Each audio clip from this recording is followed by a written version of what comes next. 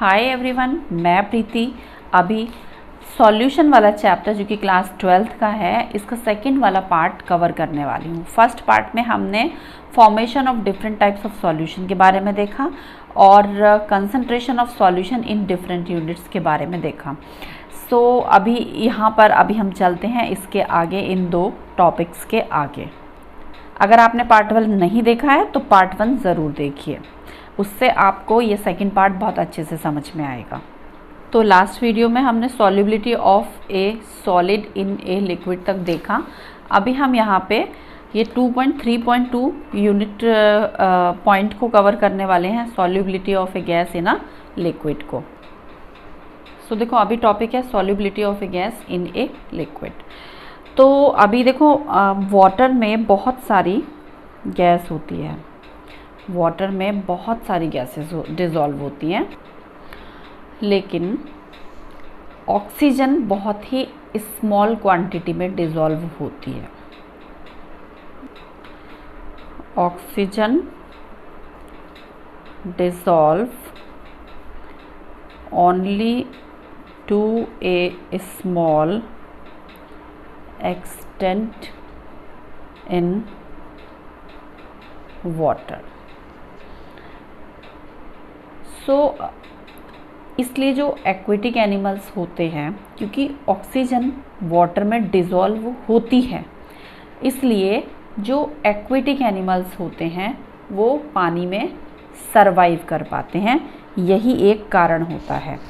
Aquatic animals मतलब पानी में जो रहने वाले एनिमल्स होते हैं, aquatic animals can survive in water. जैसे फिश है या स्नेक है, या बहुत सारे ऐसे एनिमल्स होते हैं जो पानी में रहते हैं। तो क्योंकि पानी में ऑक्सीजन मिक्स है, इसलिए वो उसमें सरवाइव कर पाते हैं।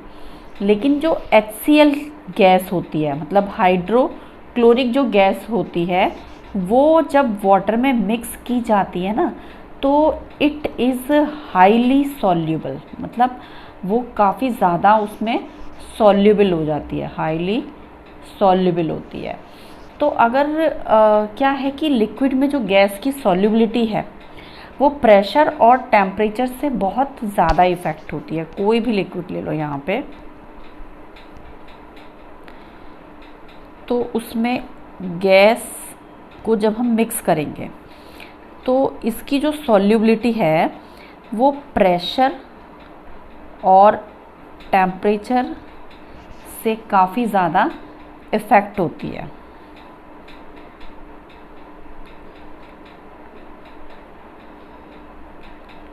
Create more effect. अगर प्रेशर इंक्रीज होगा तो गैस की जो सॉल्युबिलिटी है, सॉल्युबिलिटी ऑफ गैस इंक्रीज हो जाएगी। मगर प्रेशर अगर डिक्रीज होगा तो सॉल्युबिलिटी ऑफ गैस भी डिक्रीज हो जाएगी। तो जैसे कि इस वाले कंटेनर में ये नीचे सॉल्यूशन है और ये गैस है, यहाँ पर ये एक पिस्टन लगाई हुई है। हम इस पर ज़्यादा वेट रखेंगे तो प्रेशर ज़्यादा बढ़ेगा।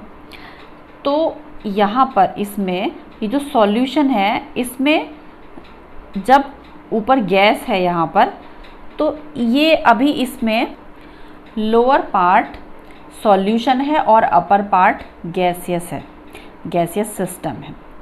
तो P प्रेशर और T टेम्परेचर पर अभी हम ये जो चीज़ देख रहे हैं, यहाँ पर प्रेशर P है और टेम्परेचर T है।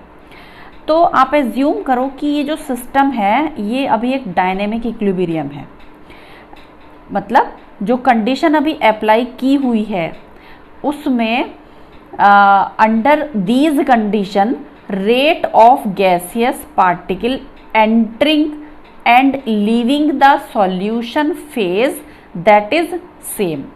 मतलब जो रेट है गैसियस पार्टिकल का, जो कि सॉल्यूशन के अंदर एंटर भी कर रहे हैं और सॉल्यूशन में से रिलीज भी हो रहे हैं, मतलब ऊपर की तरफ भी निकल रहे हैं, तो वो सेम है। है ना। तो अब आप इस सॉल्यूशन के ऊपर जो गैस है उस पर अगर हम प्रेशर को इंक्रीज कर देंगे, सेकंड वाली फिगर में देखो, जैसे अगर हम प्रेशर को यहाँ पे इंक्रीज कर देंगे तो क्या होगा, ये कंप्रेस होनी शुरू हो जाएगी क्योंकि यहाँ पे प्रेशर ज़्यादा अप्लाई हो रहा है। जब ये कंप्रेस होनी शुरू हो जाएगी, जो पिस्टन है नीचे की तरफ दबना स्टार्ट हो जाएगा, मतलब प्रेशर ज़्यादा होना शुरू हो जाएगा। तो जैसे जैसे प्रेशर बढ़ाएंगे ना, देखो वैसे वैसे क्या है, वॉल्यूम कम हो रहा है। देखो यहाँ वॉल्यूम ज़्यादा है और यहाँ पे वॉल्यूम क्या है, कम हो रहा है। तो जैसे जैसे प्रेशर बढ़ाएंगे वैसे वैसे वॉल्यूम कम होता जाएगा। इससे per unit volume over the solution में गैसियस पार्टिकल इंक्रीज होते जाएंगे। मतलब एक छोटा सा पार्ट हम ले लें तो देखो जैसे यहाँ पे देखो ये दूर दूर दूर दूर है ना पार्टिकल, यहाँ पे देखो पास पास पास पास आ गए और वो इसमें डिसॉल्व भी होना शुरू हो गए हैं, है ना। प्रेशर का ना गैसेस के ऊपर बहुत ज़्यादा इफेक्ट पड़ता है। तो जैसे जैसे वॉल्यूम बढ़ेगा वैसे वैसे जैसे जैसे वॉल्यूम कम होगा, प्रेशर बढ़ाएंगे तो वॉल्यूम कम होता जाएगा। तो देखो यहाँ ना सॉल्यूशन की एक अपर सरफेस है। तो ये जो सॉल्यूशन की जो अपर सरफेस है, यहाँ पे गैस के ज़्यादा पार्टिकल क्या करने लगेंगे, स्ट्राइक करने लगेंगे। जब गैस के ज़्यादा पार्टिकल स्ट्राइक करेंगे, जब हमने इसे कंप्रेस किया तो सॉल्यूशन की अपर सरफेस पर गैस के ज़्यादा पार्टिकल स्ट्राइक करेंगे तो सॉल्यूशन में एंटर भी करने लगेंगे। ये लिक्विड के अंदर यहाँ पे एंटर भी करने लगेंगे। तो जब ये गैस के पार्टिकल इस सॉल्यूशन में एंटर करने लगेंगे तो सॉल्युबिलिटी ऑफ गैस इंक्रीज होती जाएगी जब तक एक नया इक्विलिब्रियम सेट ना हो जाए। क्योंकि अभी प्रेशर बढ़ा दिया ना, तो अभी पहला जो इक्विलिब्रियम था वो अलग था, अब दूसरा इक्विलिब्रियम यहाँ पे जब तक सेट नहीं हो जाएगा तब तक ये जो सॉल्युबिलिटी है प्रेशर के साथ साथ बढ़ती जाएगी। और इन सब का रिजल्ट ये आएगा कि सॉल्यूशन पर प्रेशर ऑफ गैस इंक्रीज करने पर सॉल्युबिलिटी इंक्रीज हो जाएगी। ठीक है। तो अब हेनरी ने क्या किया कि सबसे पहले किसने, हेनरी ने एक क्वांटिटेटिव रिलेशन दिया। क्या रिलेशन दिया उसने, प्रेशर और solubility of gas in a solvent के बीच में एक रिलेशन सेट किया। वो रिलेशन है P is equal to KH into phi यहाँ पर मोल फ्रैक्शन है। तो चलो साथ साथ, क्योंकि हम नोट्स भी प्रिपेयर कर रहे हैं तो हम हेनरी लॉ लिखते हैं कि हेनरी लॉ क्या है। तो हेनरी लॉ है the solubility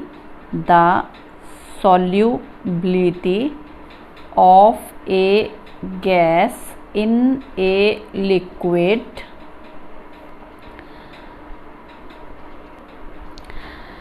okay. So Henry law है the solubility of a gas in a liquid is directly proportional to the partial pressure of the gas present above the surface of liquid और solution. देखो ये container में लिया था ना हमने, यहाँ नीचे सॉल्यूशन था, है ना, और यहाँ पे हमारे पास गैस के मॉलिक्यूल्स भरे हुए थे, यहाँ पे हमने पिस्टन लगाया हुआ था।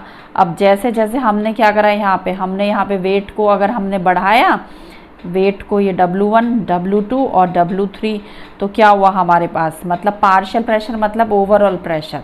तो पार्शियल प्रेशर मतलब ओवरऑल प्रेशर बढ़ाया तो क्या था, यहाँ पे ये और ज़्यादा कंप्रेस होने से क्या हुआ, मिक्स होने शुरू हो गए। तो हेनरी ने क्या किया, हेनरी ने इसके रिगार्डिंग एक लॉ दिया, है ना। तो हेनरी ने कहा कि जो गैस की लिक्विड में solubility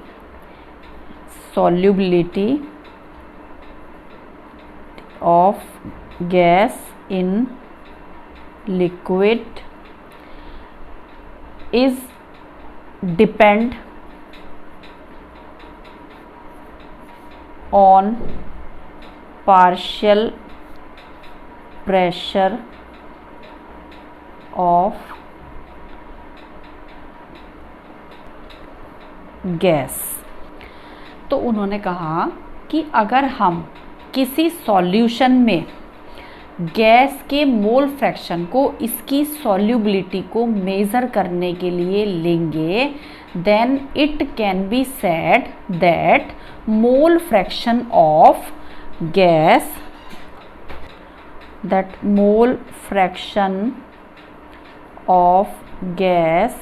in the solution is proportional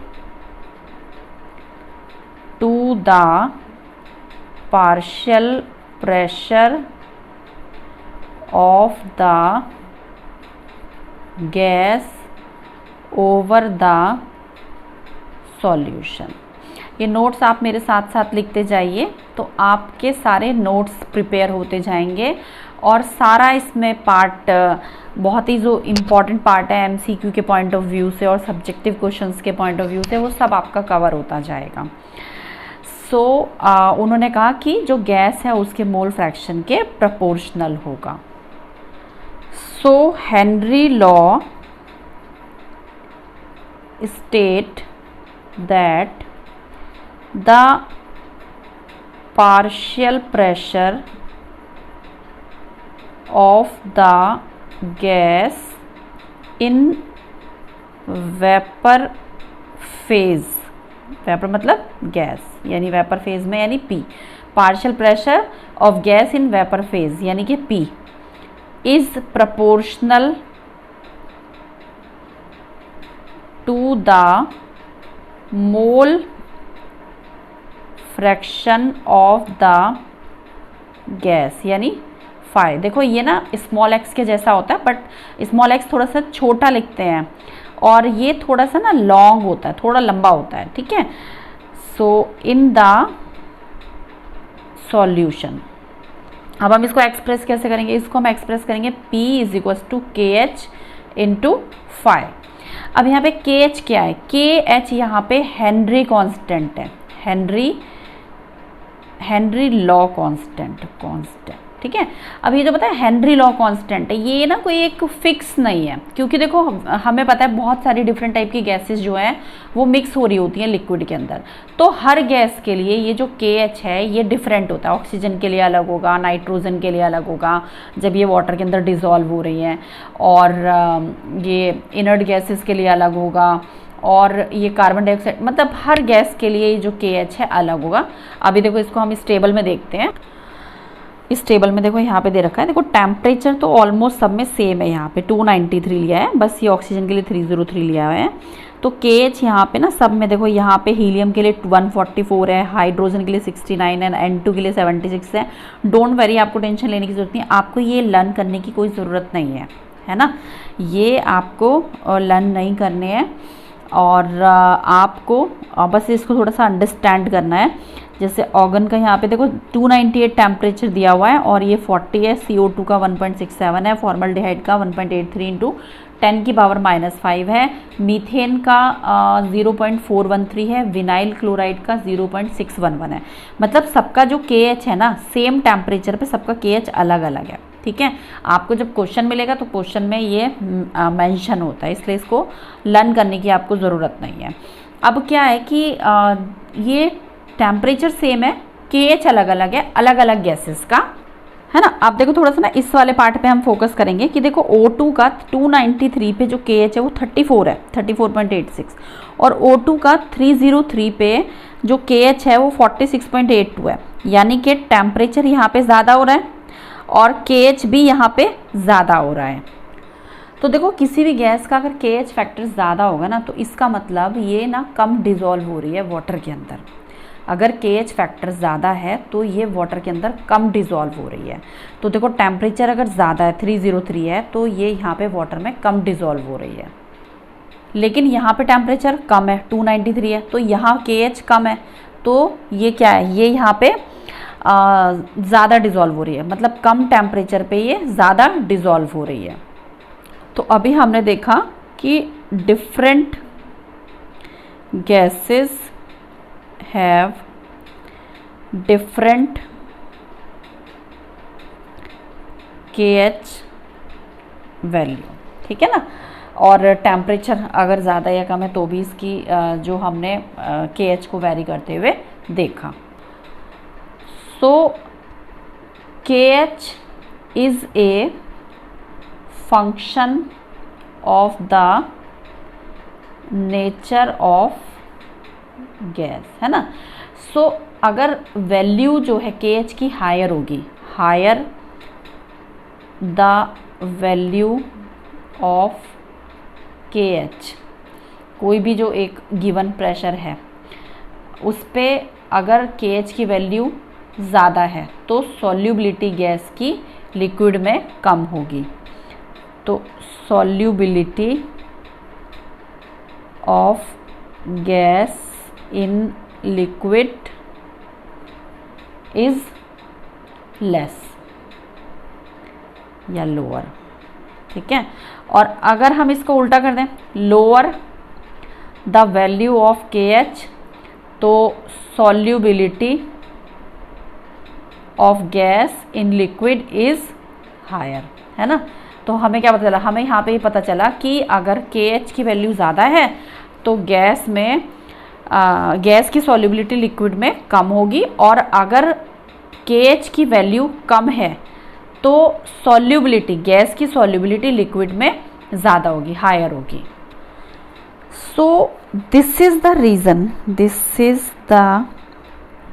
reason,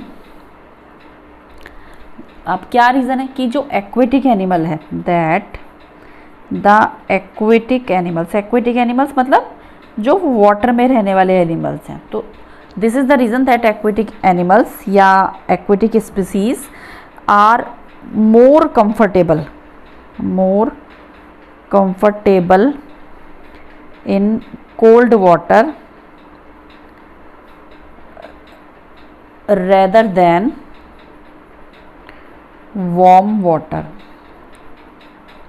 क्योंकि देखो जो टेम्परेचर अगर बढ़ जाएगा ना, मतलब गर्म पानी है उसमें क्या है, ऑक्सीजन कम डिजॉल्व होगी, तो ऑक्सीजन कम डिजॉल्व होगी तो उनको क्या होगा, सफोकेशन फील होगा। लेकिन अगर जो ठंडा पानी है, ठंडे पानी में क्या है कि ज़्यादा ऑक्सीजन उसमें डिजॉल्व हो जाएगी, तो ज़्यादा ऑक्सीजन डिजॉल्व हो जाएगी तो उसमें आराम से ईजिली क्या कर पाएंगे, ब्रीथ कर पाएंगे, है ना। तो उनको कोई प्रॉब्लम नहीं होगी, सांस ले पाएंगे अच्छे से, तो इसलिए वो कोल्ड वाटर में ज़्यादा कंफर्टेबल फील करते हैं। सो अभी हम देखते हैं application of Henry law. Application of Henry law. So देखो इसकी जो एप्लीकेशन है ना, इसकी एप्लीकेशन ये है कि जैसे कोई भी जो सॉफ्ट ड्रिंक वगैरह होती है, सॉफ्ट ड्रिंक चलो ले लेते हैं हम एक, तो हेनरी की एप्लीकेशन के according to increase the solubility of CO2 in soft drink and soda water, the bottle is sealed under high pressure। बहुत हाई प्रेशर अप्लाई करेंगे तभी कहीं जाके वो CO2 उसमें मिक्स हो गया ना। तो और देखो आपने कभी देखा होगा, तो जैसे कैप खोलते तो क्या होता है, बबल्स के साथ वो जो CO2 जो मिक्स होती है उस सॉफ्ट ड्रिंक के अंदर, तो वो बाहर आ जाती है। तो यहाँ पर हेनरी की लॉ का एप्लीकेशन क्या है, उसको प्रेशराइज करना। क्यों, CO2 को डिसॉल्व करने के लिए, किसमें, सॉफ्ट ड्रिंक में डिसॉल्व करने के लिए या सोडा वाटर में डिसॉल्व करने के लिए। तो यहाँ पे अभी आप जो कंटेंट लिखा हुआ देख रहे हैं, इसको आप नोट कर लेंगे अपने नोट्स में। और इसकी दूसरी एप्लीकेशन है स्कूबा डाइवर के लिए। स्कूबा डाइवर जितना नीचे जाते हैं उतनी ही ज़्यादा हाई प्रेशर क्रिएट होता जाता है, क्योंकि पानी ऊपर ज़्यादा होगा, वो जितना ज़्यादा नीचे जाएंगे उतना ही ज़्यादा प्रेशर होगा, तो उतना ही ज़्यादा सॉल्युबिलिटी होगी एटमॉस्फेरिक गैसेस की ब्लड में। क्योंकि देखो पानी ऊपर ज़्यादा है तो बहुत ज़्यादा प्रेशर लग रहा है। अब हमें पता है कि प्रेशर का रिलेशन सीधा इस सॉल्युबिलिटी से होता है, तो सॉल्युबल क्या होंगी ब्लड के अंदर, वो जो उनके पास जो गैस का सिलेंडर होता है उससे जो गैसेस आ रही हैं वो बहुत ज़्यादा हाई सॉल्युबल होती जाती है ब्लड के अंदर। और जैसे ही वो जब ऊपर सरफेस पर आना स्टार्ट करते हैं तो क्या होता है, सरफेस पर आएंगे तो पानी की लेयर उनके ऊपर कम होती जाएगी, तो प्रेशर क्या होगा, प्रेशर कम होता जाएगा। और जो गैस ब्लड के अंदर डिसॉल्व हो गई थी वो अब रिलीज होना स्टार्ट हो जाएंगी। ब्लड में से क्या होगा, पहले तो वो ब्लड में क्या हो गया, सॉल्युबल हो गई थी, लेकिन अब क्या हो गया, वो अनसॉल्युबल होनी शुरू हो गई।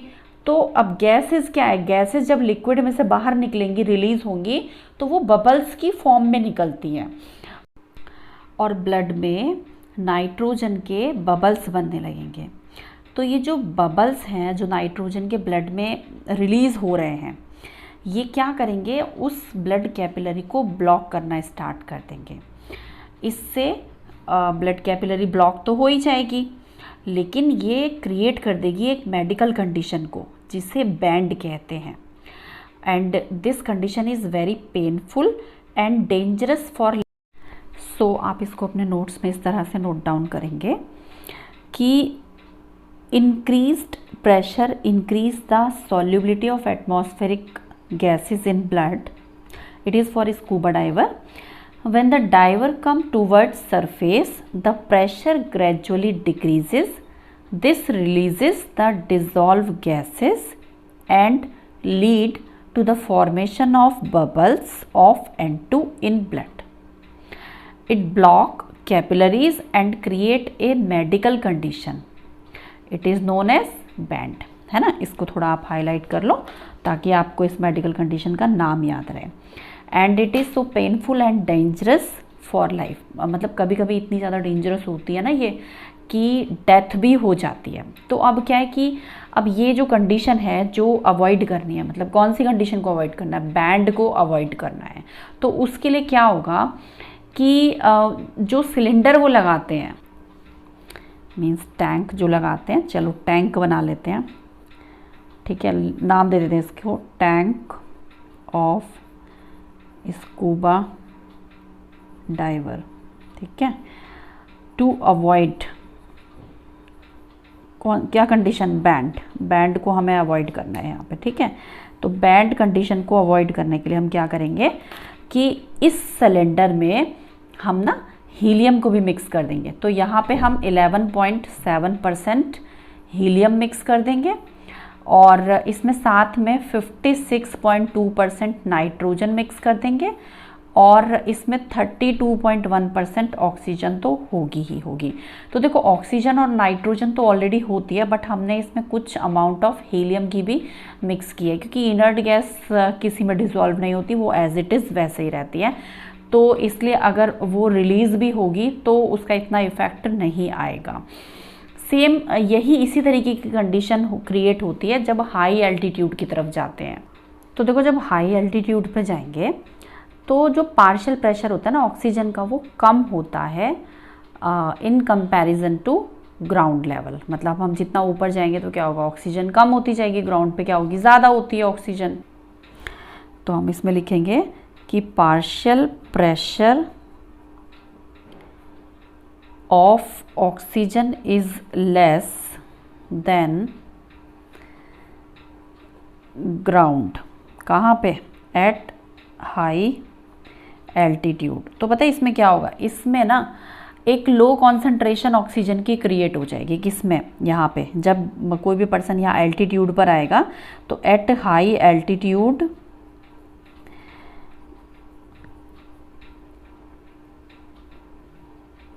oxygen in blood, the concentration of oxygen in blood will be lower,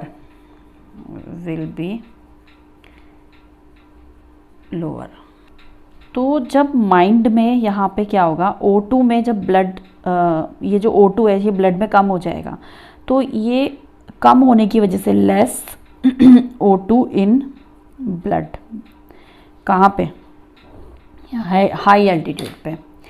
तो less supply of O2 in mind, है ना। तो उसकी वजह से क्या होगा, उसकी वजह से जो पर्सन होगा अनेबल टू थिंक, कभी कभी पता है क्या होगा, ब्लैंक हो जाएगा एकदम से, जैसे कुछ सोच रहा होगा बट सोच नहीं पाएगा, और इसके अलावा वो वीक भी फील करेगा। तो ये इसका जस्ट अपोजिट था। इस कंडीशन को जो ये जो क्रिएट होती है, इस कंडीशन को it is called anoxia. Anoxia इसको कहते हैं, ठीक है। चलो इसको भी सर्कल कर लेंगे, ये एक डिसीज़ है। सो ये वाली जो कंडीशन है ये एनॉक्सिया कहलाएगी, ये हाई एल्टीट्यूड पर होता है, ठीक है। इसके बाद हम बात करेंगे vapour pressure of liquid of solution की। तो इसके इफ़ेक्ट ऑफ टेम्परेचर को हमने पहले भी डिस्कस किया था कि जो सॉल्युबिलिटी होती है गैस की, solubility of gas in liquid decrease with rise in temperature. मतलब अगर हम टेम्परेचर को बढ़ा देंगे तो जो सॉल्युबिलिटी होती है कम हो जाएगी, और अगर टेम्परेचर को कम कर देंगे तो जो सॉल्युबिलिटी होती है वो ज़्यादा हो जाती है। अभी देखेंगे vapour pressure of liquid solution को। तो देखो vapour pressure of liquid solution की अगर हम बात करेंगे तो लिक्विड सॉल्यूशन तभी बनेगा जब सॉल्वेंट लिक्विड हो, solvent plus solute gives liquid solution. तो देखो लिक्विड सॉल्यूशन तभी बनेगा जब हमारा सॉल्वेंट लिक्विड हो। अभी हमने पीछे क्या देखा, हमने ये पीछे देखा कि गैस जो है वो लिक्विड में मिक्स हो रही थी, है ना। तो अभी सॉल्यूट कुछ भी हो सकता है, यहाँ पे हम अभी देख रहे हैं कि जो सॉल्यूट है वो कुछ भी हो सकता है। सॉल्यूट लिक्विड भी हो सकता है, गैस भी हो सकता है, या हमारे पास सॉलिड भी हो सकता है, कुछ भी हो सकता है। तो लिक्विड में गैस का मिक्स होना हमने किस में देखा, हमने हेनरी लॉ में देखा। अभी पीछे देखा ना, जहाँ पे हमने देखा लिक्विड प्लस गैस, इसके बारे में ये हमने क्या बात करी यहाँ पे, इसके बारे में हमने बात करी, ये हमारा हेनरी लॉ था जो हमने पीछे की तरफ देखा था, पीछे देखा है ना, इसके बारे में अभी हमने पढ़ा। तो यहाँ पे इसलिए हम क्या करेंगे, हम गैस को नहीं लेंगे, हम गैस को काट रहे हैं। तो यहाँ पे हमारा जो सॉल्यूट है ना वो या तो लिक्विड होगा या फिर सॉलिड होगा, इनमें से कुछ भी होगा, ठीक है।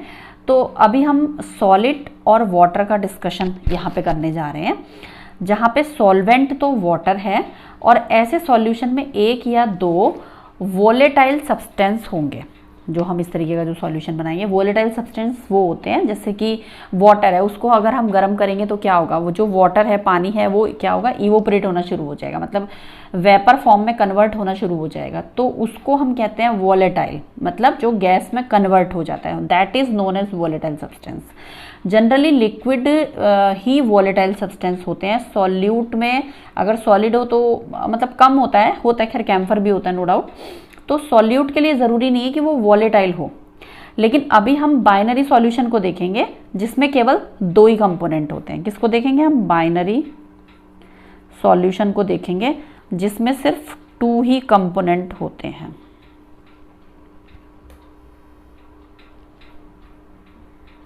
दो ही कंपोनेंट होते हैं हमारे पास, ठीक है।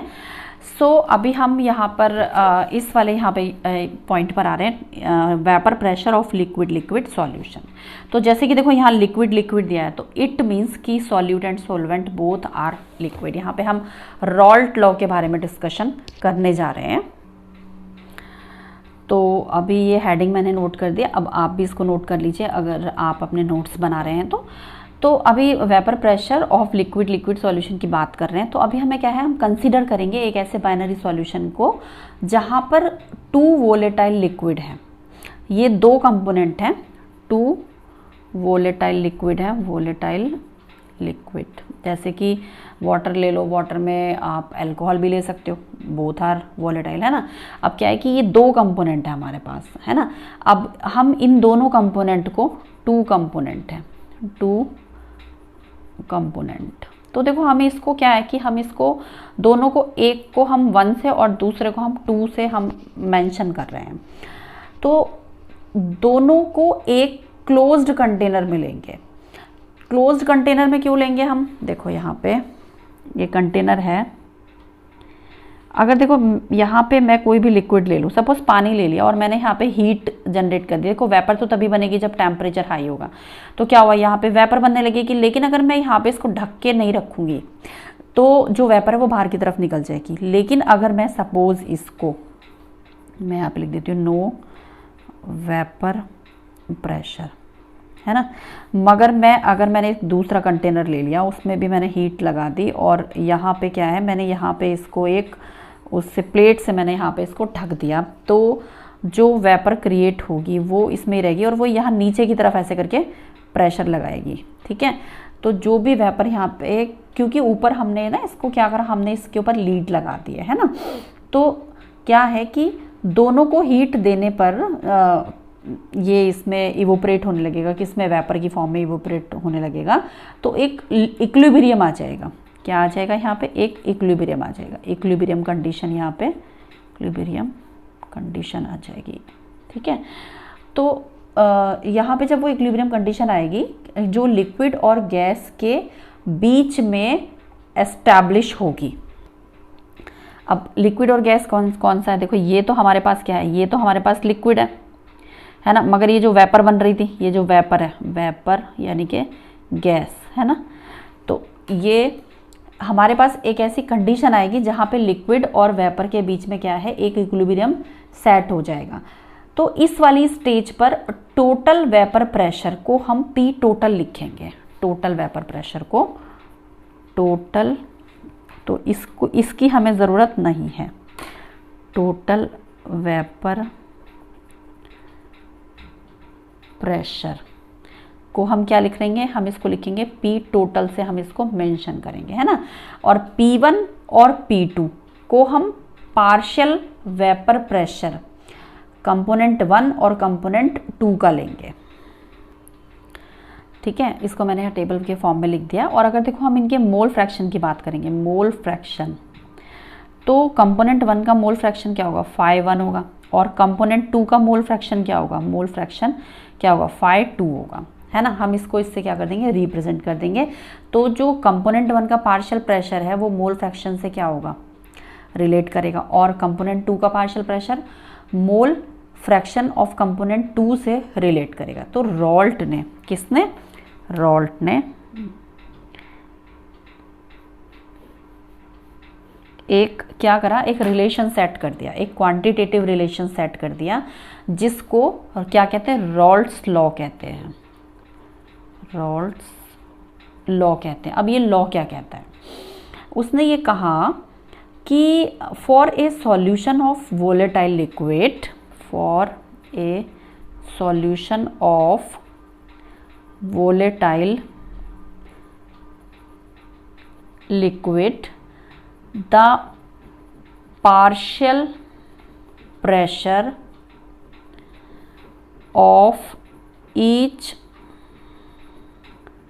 component of the solution is directly proportional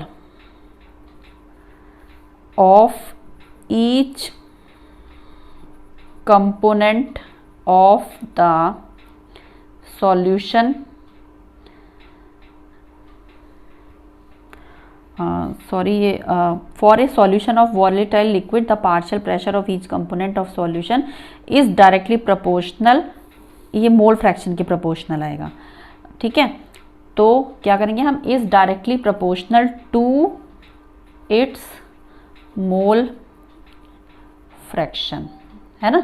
अब किसके मोल फ्रैक्शन के, जो कि प्रेजेंट है सॉल्यूशन में, प्रेजेंट इन सॉल्यूशन में। ये वाली बात किसने कही, ये वाली बात रॉल्ट ने कही। ठीक है, उसने क्या कहा कि कोई भी जैसे सॉल्यूशन है जिसमें वॉलेटाइल लिक्विड हो, तो उसका जो पार्शियल प्रेशर होगा हर कंपोनेंट का, देखो दो कंपोनेंट है ना यहाँ पे, कंपोनेंट 1 और कंपोनेंट 2, तो ईच कंपोनेंट का सॉल्यूशन के अंदर, तो वो किसके डायरेक्टली प्रोपोर्शनल होगा, वो इसके जो मोल फ्रैक्शन है उसके डायरेक्टली प्रोपोर्शनल होगा। तो उसने यहाँ पे एक बात कही कि फॉर कंपोनेंट 1 के लिए वाली बात कही, कंपोनेंट 1 के लिए कि P1 प्रोपोर्शनल टू 5 और P1 इज इक्वल टू, जब देखो हमें जब दो चीज़ें एक दूसरे के प्रोपोर्शनल होती है ना और हमें उनमें एक इक्वल उनको करना होता है, तो हम क्या करते हैं, हम एक कांस्टेंट अप्लाई कर देते हैं।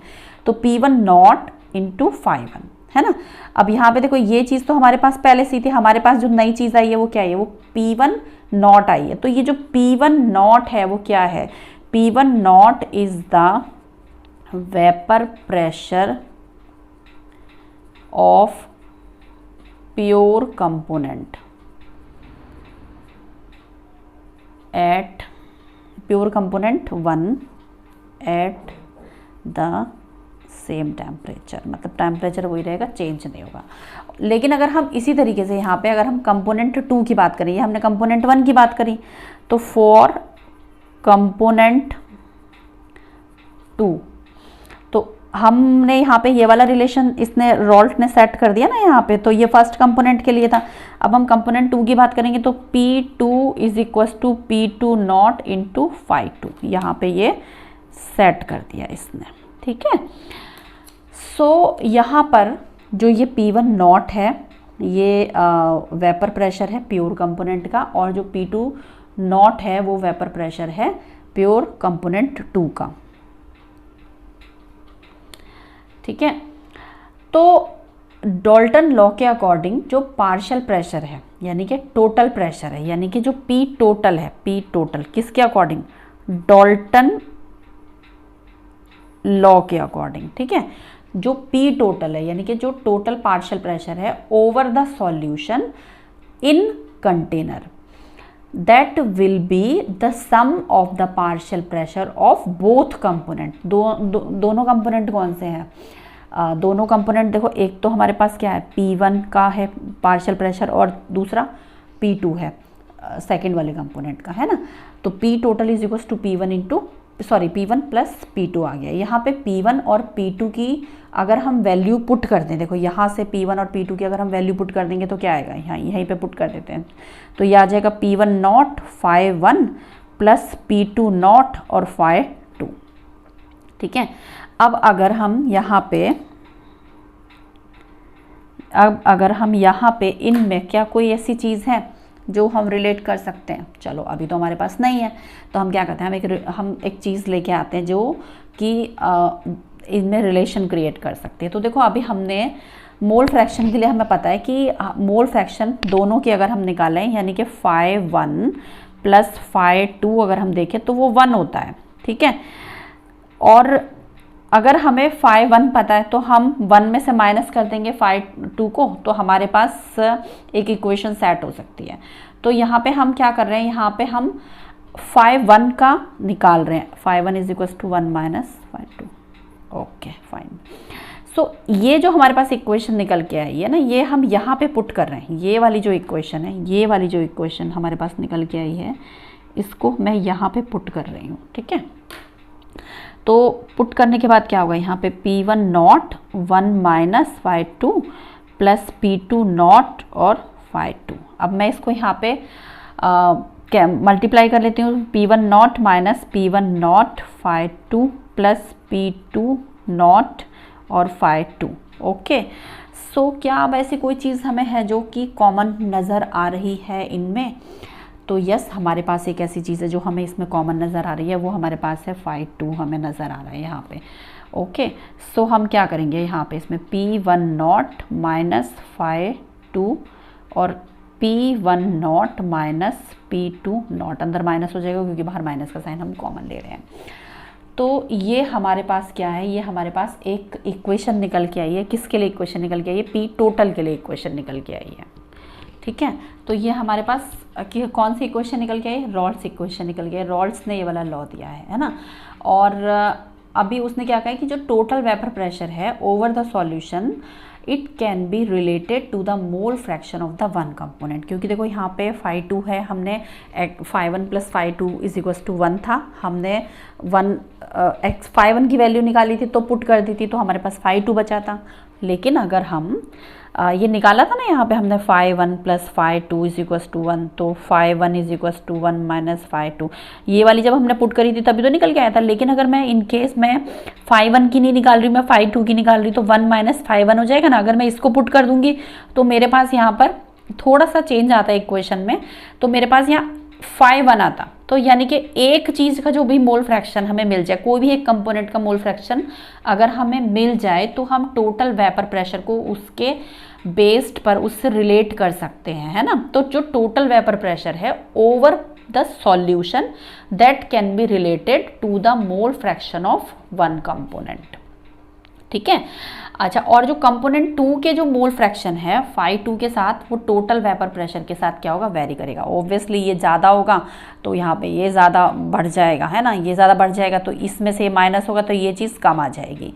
तो ये जो P टोटल है अगर इसकी वैल्यू कम या ज़्यादा होती है तो ये इसके साथ क्या होगा, कम या ज़्यादा होगा, यानी इसके साथ ये वेरी करेगा। फिर उसके बाद क्या हुआ कि उसने ना एक ग्राफ प्लॉट किया, यहाँ पे एक ग्राफ को उसने प्लॉट किया, ये है वो ग्राफ। इस ग्राफ में उसने वेपर प्रेशर और मोल फ्रैक्शन को और को रिलेट किया एक दूसरे के साथ। यहाँ पे ये जो ग्राफ है इसने P1 या P2 को और किसके वर्सेस में, फाई 1 या फाई 2 के वर्सेस में सॉल्यूशन के लिए क्या करा, उसने प्लॉट किया, है ना। तो देखो यहाँ पे जो फाई 1 है वो क्या है, वो मोल फ्रैक्शन है कंपोनेंट 1 की जो 1 है, और यहाँ पे ये 0 है। फाई 2 क्या है, 0 है यहाँ पर, ये मोल फ्रैक्शन है किसके, कंपोनेंट 2 के, और यहाँ पर ये 1 है। तो 1 को हम क्या करते हैं, हम यूनिटी बोलते हैं यहाँ पे। तो जब ये उसने ग्राफ मेंशन किया, तो ग्राफ मेंशन करने के बाद उसने देखा कि ये जो लाइन है, देखो ये है फर्स्ट लाइन, ये है सेकंड लाइन, और जो इन दोनों को यहाँ पे कंबाइन करती है वो है थर्ड लाइन। तो ये जो लाइन है यानी फर्स्ट लाइन और सेकंड लाइन, ये दोनों एक ऐसे पॉइंट से पास होती हैं जहाँ पर ये फाई 1 और फाई 2 की जो वैल्यू है वो इक्वल है, यानी कि 1 है, यानी कि यूनाइटी है। तो जो मिनिमम वैल्यू होती है पी टोटल की वो P1 नॉट है, और P2 नॉट जो है वो मैक्सिमम वैल्यू है पी टोटल की, है ना। तो ये एज्यूम करो कि जो कंपोनेंट 1 है वो लेस वॉलेटाइल है देन कंपोनेंट 2। यहाँ पे जो कंपोनेंट 1 है वो लेस वॉलेटाइल है देन कंपोनेंट 2, ठीक है। वैसे भी हमें यहाँ पे पार्शियल प्रेशर से यहाँ पे आइडिया लग रहा है, ठीक है। अब चलो हम आगे देखते हैं। तो अब जैसे कि हमने एक कंटेनर लिया यहाँ पे, तो उस कंटेनर में जैसे ये सॉल्यूशन यहाँ पे लिया, सॉल्यूशन है, ठीक, इसमें यहाँ पे वेपर यहाँ पे क्रिएट हो गई, ये कवर्ड है, ये यहाँ पे वेपर है। तो सॉल्यूशन में जब वेपर बनेगी, यहाँ पे जब हम इसको हीट देंगे तो क्या होगा, वेपर बनेगी। तो जब सॉल्यूशन में वेपर बनेगी तो उसका जो कंपोजिशन है किसका, वेपर का, तो वो कंपोनेंट का पार्शियल प्रेशर उससे डिटरमिन हो जाता है। तो ऐसे केस में suppose let y1 and y2 are mole fraction of component 1 and 2 in vapour phase, ठीक है, वेपर फेज में है।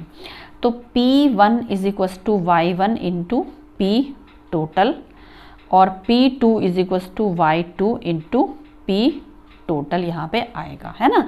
या जनरल, अगर हम जनरल उसमें बात करेंगे तो हम यहाँ PI लेंगे is equals to YI into P total, मतलब I एक कोई भी कंपोनेंट हमने मान लिया है जिसमें हम 1 और 2 नाम नहीं दे रहे हैं। अच्छा, इसके न्यूमेरिकल के लिए मैं देखिए दूसरी वीडियो बना रही हूँ, आप उसको ज़रूर देखिएगा, आई होप उससे आपको काफ़ी मदद मिलेगी, और आई थिंक आपको ये काफ़ी अच्छे से क्लियर होगा। साथ साथ नोट्स भी नोट डाउन करते जाइए, ये नोट्स बहुत इंपॉर्टेंट है क्योंकि क्विक रिकैप के लिए नोट्स की बहुत ज़रूरत होती है। सो अभी हम नेक्स्ट वीडियो में देखेंगे रॉल्ड्स लॉ का स्पेशल केस, और आगे का ये पार्ट देखेंगे। क्योंकि वीडियो बहुत लंबी हो जाती है इसलिए एक साथ लेना बहुत मुश्किल हो जाता है। यहाँ से हम देखेंगे 2.4.2 से हम आगे की तरफ जाएंगे नेक्स्ट वीडियो में पार्ट 3 में।